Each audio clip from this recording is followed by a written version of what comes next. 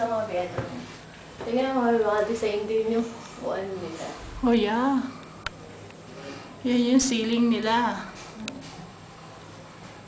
Very artistic ang mga Iris.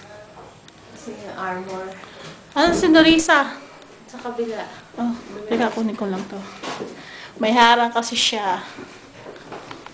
Isa! Yan yung mga tools nila. Ganito palang inside ng castle. Yung dad. Ito toilet. Oh, let me see. Alright, the room. Lisa! Tingnan nga natin ang toilet nila nun. Oh, same style.